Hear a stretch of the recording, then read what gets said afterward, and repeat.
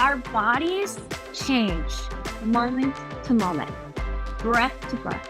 So the body that you have today is not the same body you had yesterday or 10 years ago, or the one that you're going to have tomorrow. You know? So for me, it also comes down to basic compassion for yourself, right? Hi, everyone. Thanks for coming to today's episode. We are so excited to talk with you. I have a wonderful guest on today. Her name is Maria Tran, and we are going to talk all things yoga, mindfulness, sort of finding that inner peace, I think. Maria, thank you so much for coming on with us. Thanks, Mallory. It's so good to be here. Now, Maria and I, fun fact, actually went to high school together years and years and years ago. And she was one of my dearest friends, and we kind of lost touch for a long time. I moved out of state, and then we kind of rediscovered each other on Instagram as we were both kind of in this wellness space. So it was so fun to rediscover you and to get back in touch with you. No, you too. And I just have to say, I love your message and what you're doing and the way that you inspire women. You inspire me with your words and your posts. So thank you so much for what you're doing. Thank you. That means a lot. Well, tell us, Maria, tell us a little bit about yourself and what you do in this space, and maybe even just we'll head right in. What does wellness mean to you when we talk about this idea? Well, it's a really big question. My little baby company is called Maria Tran Wellness. So, I mean, it can be a bit of a cliche, I think, that word sometimes. But to me, it really means coming home to yourself. So many times people talk about, I gotta find myself, right? I did all these things to try to find myself, but really, you're always here. We never really left, right? It's really coming back into the self. And so what I aim to do with my clients and the people that I work with is giving them tools in the form of movement, mindfulness, breath work, to allow them to kind of come back into their bodies, right? To spend more time inside. There's so much going on externally, as you can agree. Yes. And the one thing that I keep coming back to is the fact that my body's always here. My body's always here in the present. It's my mind that tends to forget, and it tends to be kind of all over the place. So my dearest teacher, Kat Bohm, she always talks about bringing the mind and the body together in the same place at the same time. So for me, that is really important. And so the things that I do and teach really come back into the whole, into the self. And exploring what it's like to be here in this moment. You know? Yeah, I love that. And what ways are you doing that right now in your training with clients? You teach yoga, and what other types of things do you teach? So I teach a bit of a fusion. It's more functional and sustainable movement. So I did a 200-hour yoga teacher training in 2013, where I focus on the more traditional asana, and philosophy of yoga, the ancient teachings. But more recently, I did another type of training when I got my 300-hour. So I have a 500-hour total training. But the second part of my training focused more on mobility, sustainability of movement.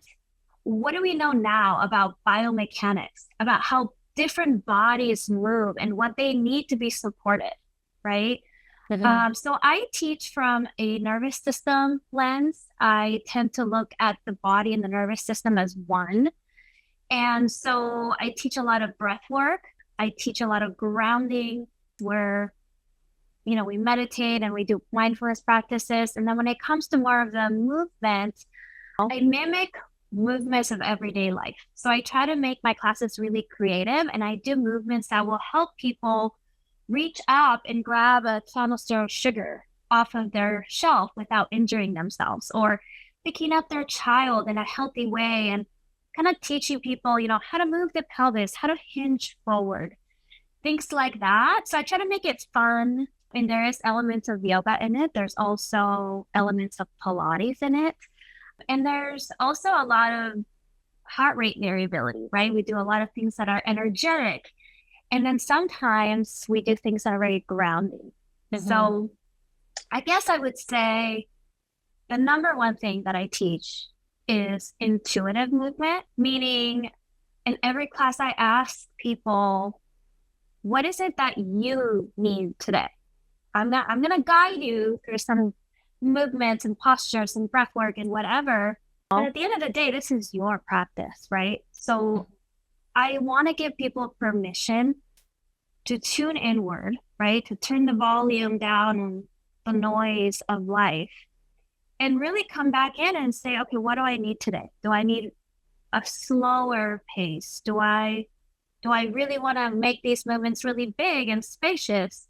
Or do I want to lay here in Shavasana half the class? So giving people a lot of permission while, staying safe and teaching them how to strengthen and connect to their bodies in ways that are functional, things that we're going to need to do every day. I hope that makes sense.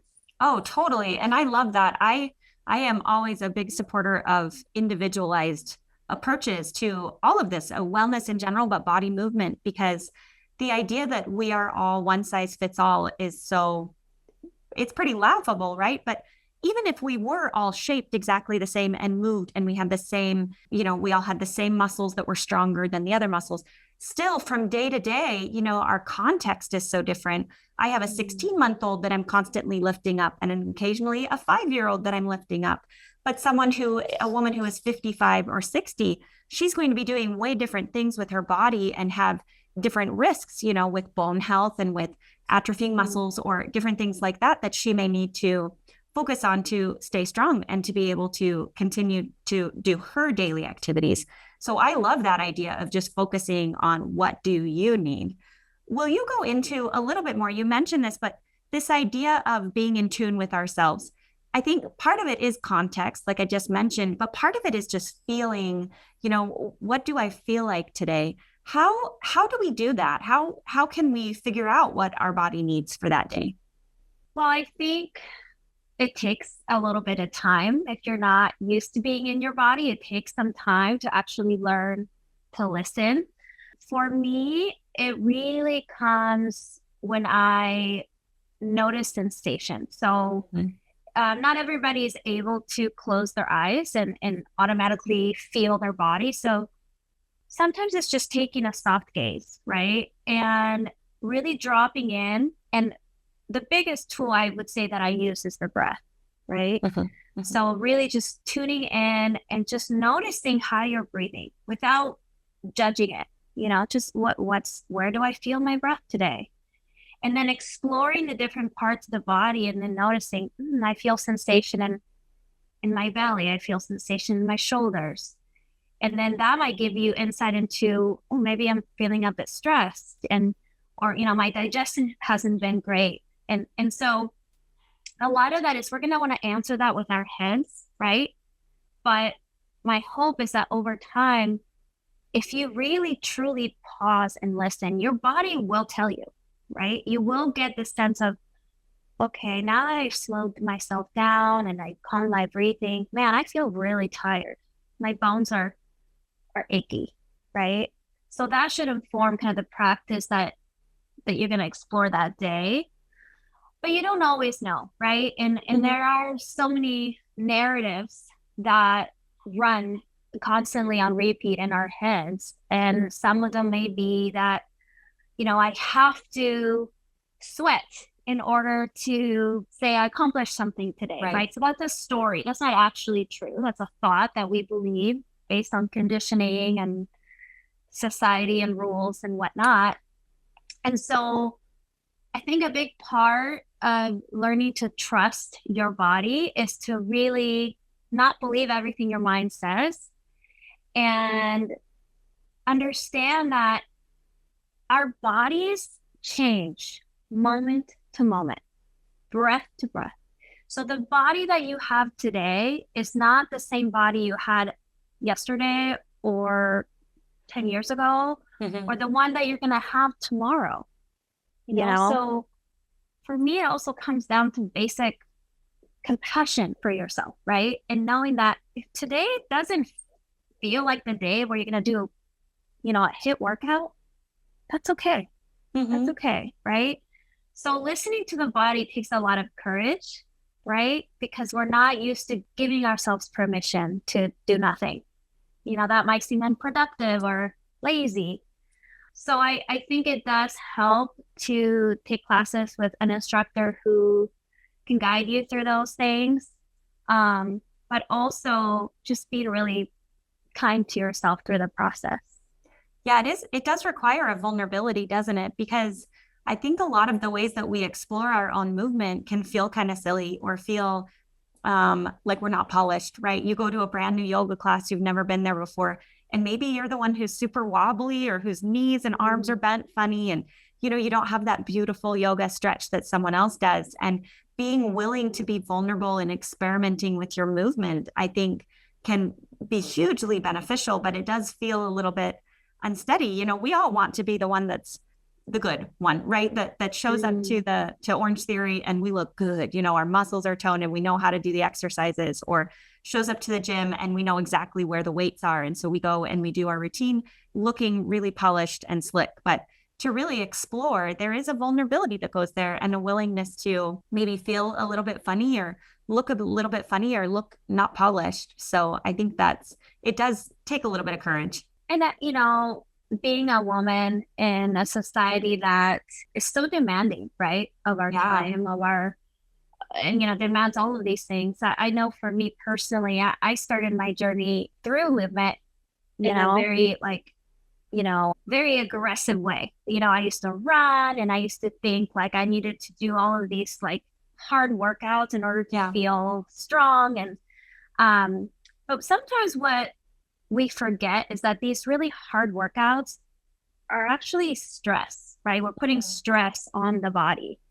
And so if we don't give our body time to rest in between those hard workouts, to literally do nothing, once or twice a week, our bodies won't be able to sustain that for a long period of time. And that's my goal, right? Is to get people to have a practice that's sustainable long into their 80s, 90s. And so for me, what I experienced was I think when I was dealing with stress and overwhelm in my life, I always felt like, well, I just got to push harder, right?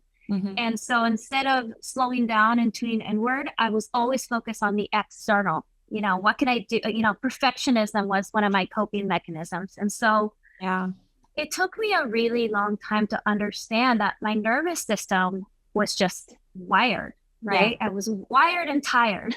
Yes. And so I think yoga has helped me in that it has brought a new sense of not just working out my body, but working out my mind. The mind needs to go to the gym too.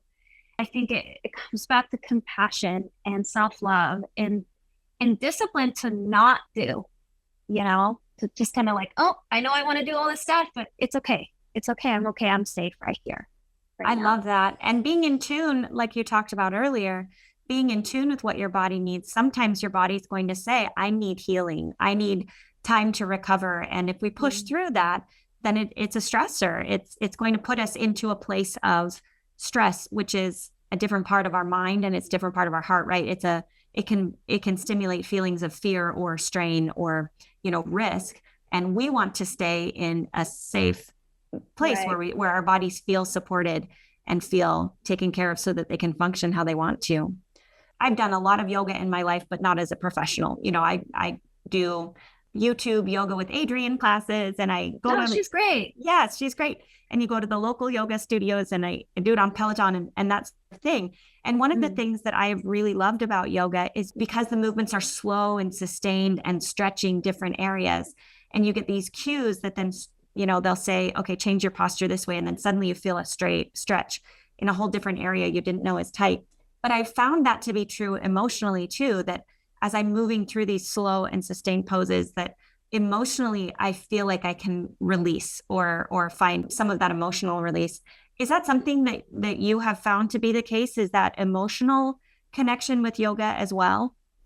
Absolutely. Yeah. And I didn't know it for quite some time. I started doing yoga when I was in college and I kept coming back and I didn't know why, but I knew that I felt better. Yeah. And there's certain parts of the body where we tend to hold more stress, like the hips and the shoulders. So if you are in a yoga class and you're doing pigeon pose, for example, which is a hip stretch, there tends to be a lot of emotion that sometimes comes up for people. Like I've seen people cry during pigeon because we have things that get stuck in our bodies. And then when you release it, it's like, whew. Yeah. And the great thing is that you're not going to sit there and go, now, what was that thing that was stuck in my hip? It's like, it just goes and it releases. And you're like, you just find more space and more freedom, right? And I think too, when you start to dig a little bit more into kind of the energetic piece of yoga, right? Energy in motion is emotion, right? So we have this life force in our bodies, this chi. And so when we move it, right, emotions start to move too. And so our bodies crave movement. Yeah. And every time we move, one of my teachers, British yoga, says that our cells are having a cellular dance party, you know? And so there's something about moving that kind of unblocks a lot of emotions, and they can be uncomfortable at times, right? Yeah. But for the most part, it's a lot about, releasing it. And because you're so focused on the teacher saying, now do this, do that, move your arm this way, you really don't have a lot of time to think about, your to-do list or who you have to email, because you're so focused on the breath and the movement, right? And so that's one of the things that how yoga might differ from, a spinning class or something, or going running, because you're just out there and suddenly like things can pop into your mind. But when you're in yoga, sometimes it's humbling how much effort it takes to balance on one foot, right? And so at that moment, you're just focused on balancing on your foot, but you're also realizing like, if I can balance on one foot right now, I can probably balance a lot of things in my life. And sure, I might fall or, I might need to catch myself, but I can always get back up. So there's always like a bit of a dual thing happening with yoga where there's a lot of emotional stuff. And the thing that connects the mind and the body is the breath. And that's a big, big part of it as well. I think you're so right. And especially for you and I who are busy moms, we have little kids who require a lot of different tasks, and they're wonderful and we love that. But think about the number of the amount of time that the average mom has during her week that she just gets to focus on herself in quiet, in stillness. And, there's something to be said for running when your brain can wander and let those thoughts go, and your heart rate does get up and is going faster. And that, I think, can be really therapeutic as well. And I think you can find that same type of stillness there too. But speaking of, this more restorative movement, we just don't give ourselves many opportunities to just restore, to refill. It's deplete, right? Like everything in our lives is asking something of us. And so we give and we give and we give, and it's wonderful. And it's how we, it's a good thing. But if we're never taking the chance to refill, then we will be empty, right? It's just physics, right? You can't deplete to a certain degree without ever filling back up.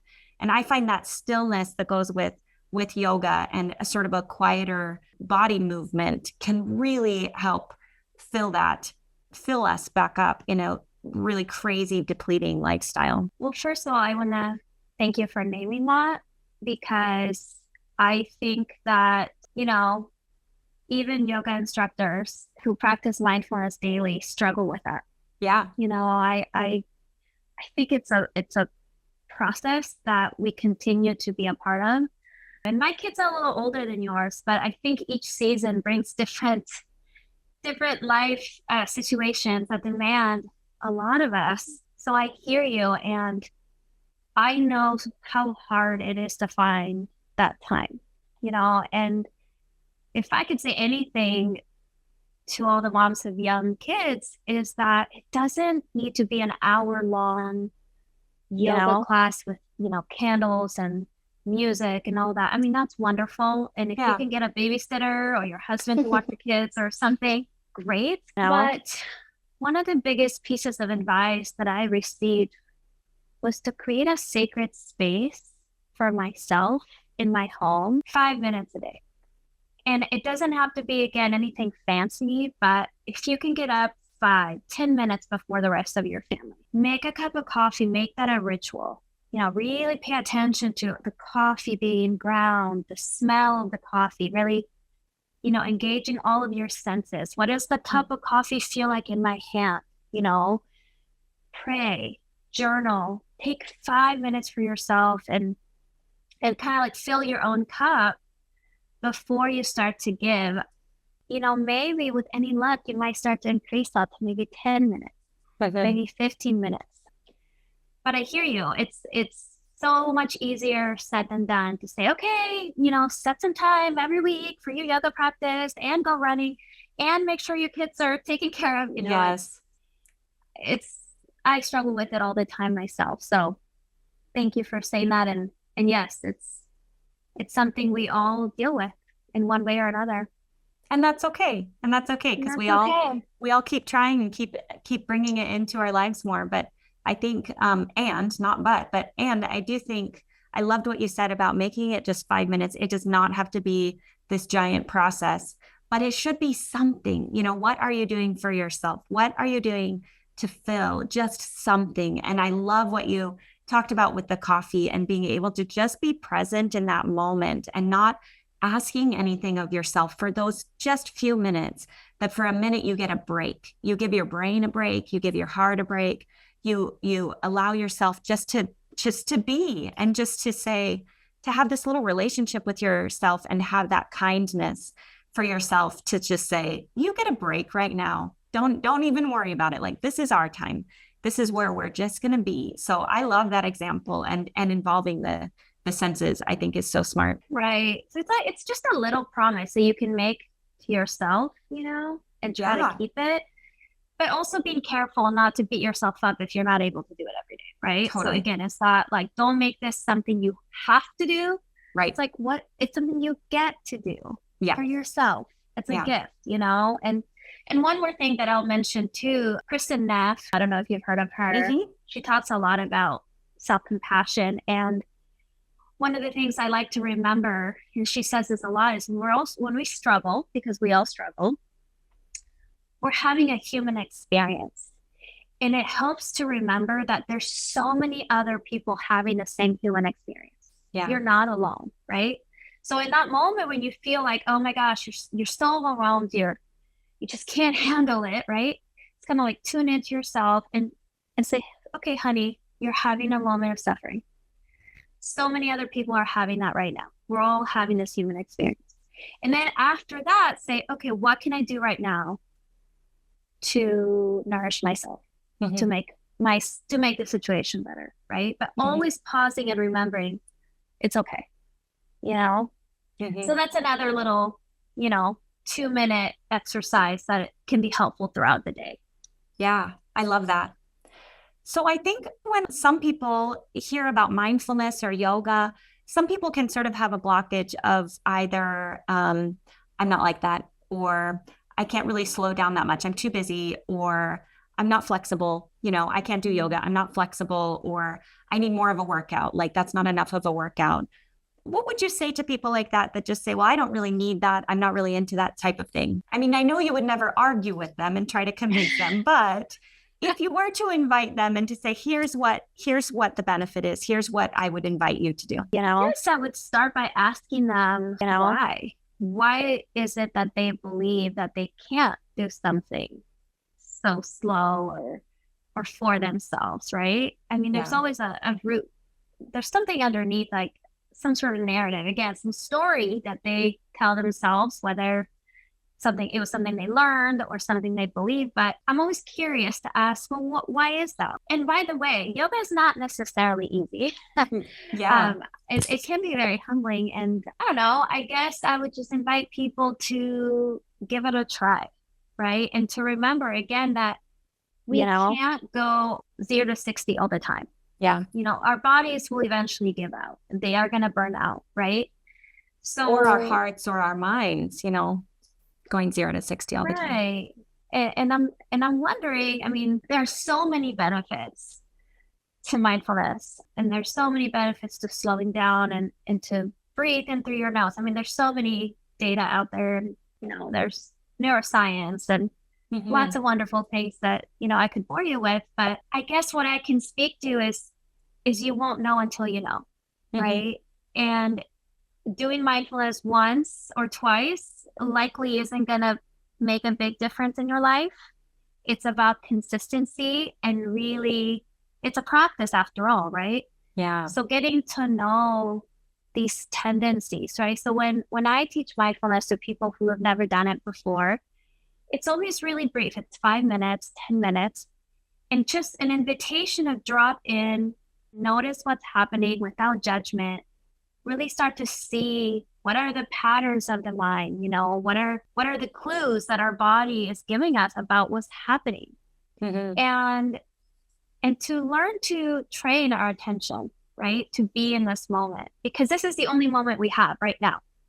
So if you tend to be a warrior, like you're always planning ahead and thinking about what's going to happen, then that's a really good indication that, oh, okay, I tend to worry a lot. Maybe I need to just, give myself permission to write things down or whatever it may be, right? And then a lot of people are the opposite. They tend to, ruminate about things that already happened that we can do nothing about.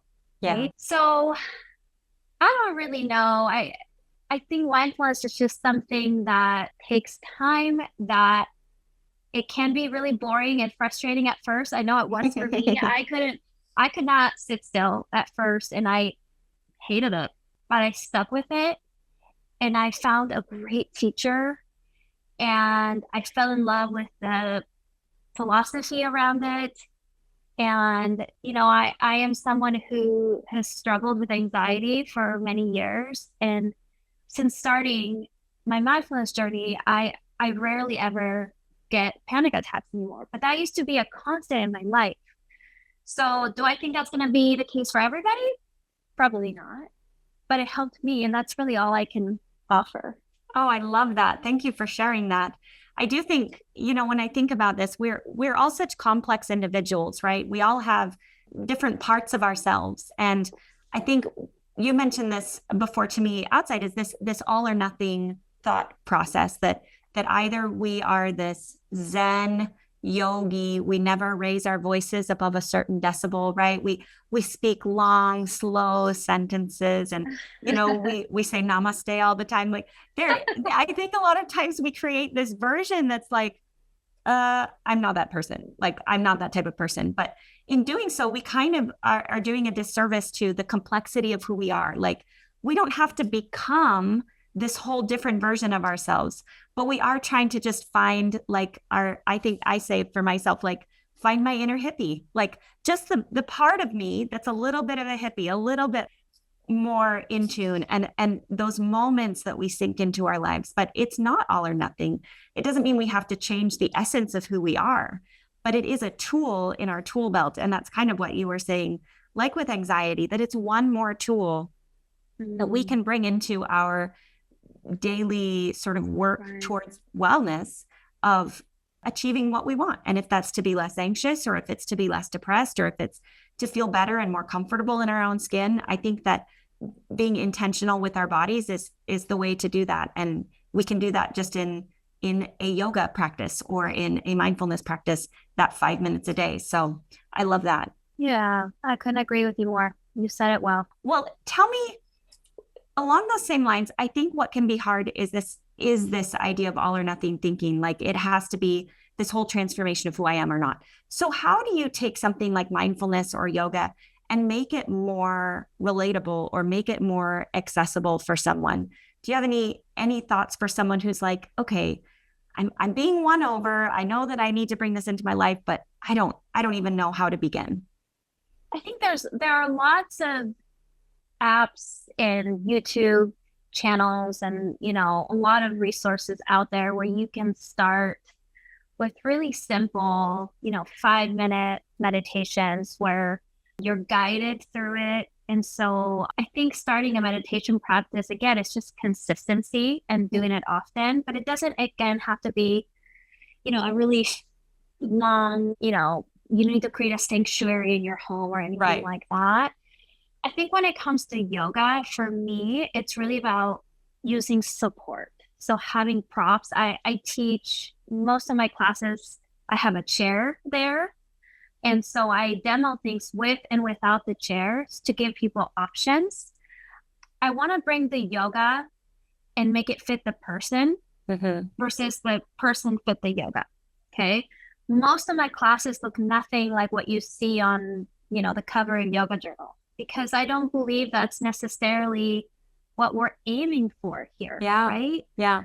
And so to me, it's about finding a teacher that is thoughtful, that understands, your limitations, your range of motion, and that will speak to you, and like, how are you doing? Do you have any injuries? And that kind of thing.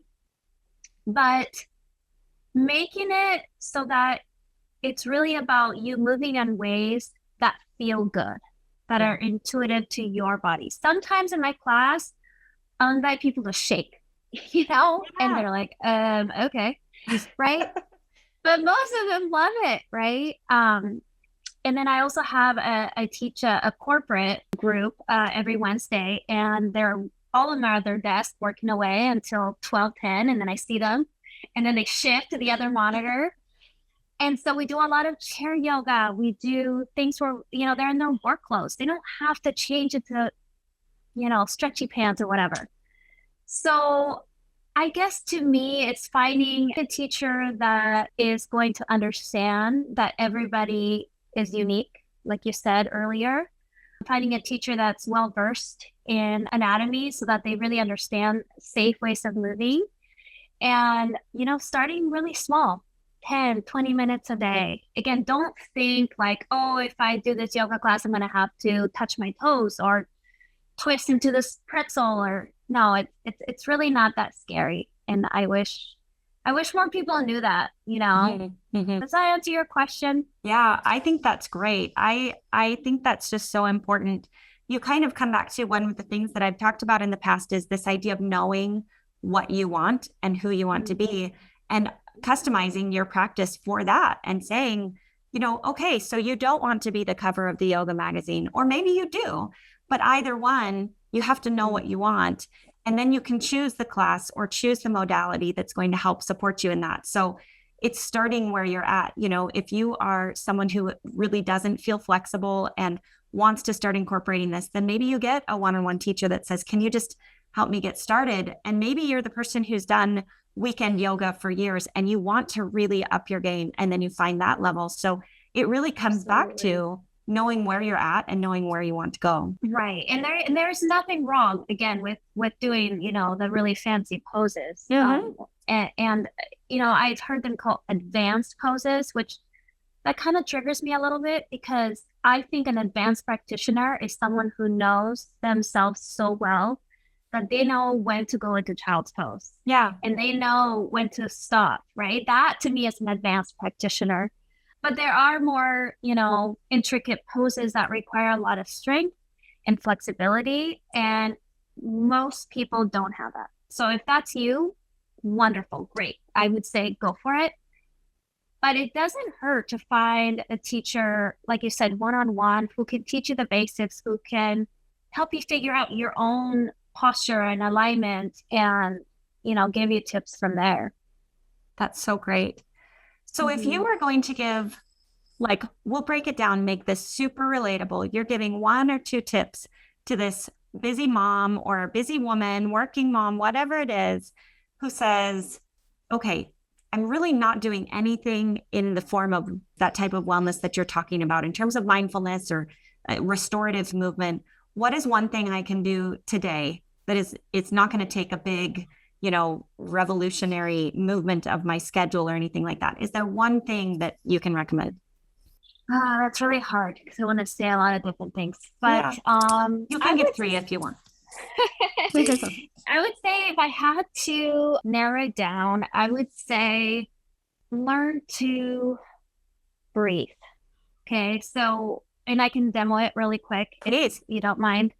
So I always tell people that we're breathing, obviously, we're breathing all the time, but it takes practice to really breathe well. So if someone's, sitting around the house, kids are playing over here, go ahead and place your hands just right here underneath the breastbone. And imagine the rib cage expanding. And not only are you breathing into the hands, but you're also breathing into the back of the rib cage. So you're expanding front and back. So as you breathe in, really feeling the rib cage expanding outward. And then as you breathe out, feel the rib cage drawing in. And so really, it's almost like if you had a strap or a towel around your rib cage, really feeling the lungs expand, the breath come in, and the torso kind of grows in all directions, 360 degrees. And so sometimes it helps to sit against a wall or even to lay down on the floor so you can feel this feedback on your back as well. So as you breathe in, expand forward, back, and sides, and then exhale, bring it back in. So doing that for 3 to 5 minutes, I think, is a wonderful practice. Another thing that I love about the breath is if you're feeling like your energy is really high, maybe there's a lot of tension or stress in your life, one thing you can practice is to lengthen the exhales. So I like to breathe in for 4, hold it at the top of the breath for 2 counts, and then exhale for 6. And the count might change for you. So it might be inhale for 3, hold for 2, and then exhale for 5 or 7 or whatever you can do. And so that is a practice, again, to switch us from the sympathetic nervous system to the parasympathetic nervous system. So really allowing the body to slow down the breath, calm the mind, slow down the thoughts. And so again, another 3 to 5 minutes of that practice I find really helpful. And if I can do one more, of course, I would recommend doing legs up the wall in yoga. It's a practice that's also really soothing. So if you're having trouble sleeping or you're feeling like, just a lot of energy or anxiety, so laying on the floor or laying on your bed, and then just bringing your legs and resting them on the wall. And sometimes you can add a pillow underneath your lower back to give your hips a little bit of elevation and just allowing the body to be still here. And you can play with a breath, like those 2 breaths that I just shared, or just allowing yourself to just be in that position. It just gives the body a little bit of a shift in perspective. And I know for me, it always helps to do that right before I go to bed at night, or, when my kids were little and I was waiting for them to go nap, I would do that and kind of wait outside their door with my legs up the wall. I love that. Yeah. I've not done that before, so I'm going to do that today. I'm excited. Okay. All right. Well, those are such good tips. I'm so glad. I think hopefully if our listeners, if you're listening and you are driving, you can't do the legs up the wall, but you can do the breathing exercise even while you're driving and you're stressed, running around from soccer games to running errands to figuring out dinner, or maybe you're stuck in traffic on your way home from work, or maybe you are just on your own and want to relax. Like, that breathing is absolutely something you can practice. And I hope that people have tried it here, because that was such a nice real-time explanation. So if you're listening to it on 2 times, then you have to speed it down, slow it down to 1 time speed so you can breathe in the right way. But I love that. I love that. Thank you so much. And thank you so much for being here. This was so wonderful. I feel like I've gotten to have my own private little mindfulness session with you. I just feel so good. It's been so nice talking to you. So thank you so much. Will you tell us where people can find you if they want to work with you? Yeah. My website is mariatranwellness.com, and on Instagram at mariatranwellness. So I teach a lot of classes in my community locally here in Washington, but I do privates over Zoom. I work with clients in the corporate world, and I do it all virtually. So feel free to reach out. And even if you don't want to work together, but if you have questions about anything that we talked about today, please reach out to me, send me a DM. I'd love to just help you out in any way that I can. Oh, I love that. Thank you so much, Maria. Thank you for being here. You're welcome. Thank you so much, Mallory. Thanks for listening, and come back next time for another episode. And remember, this information is for education only and not intended to be medical advice.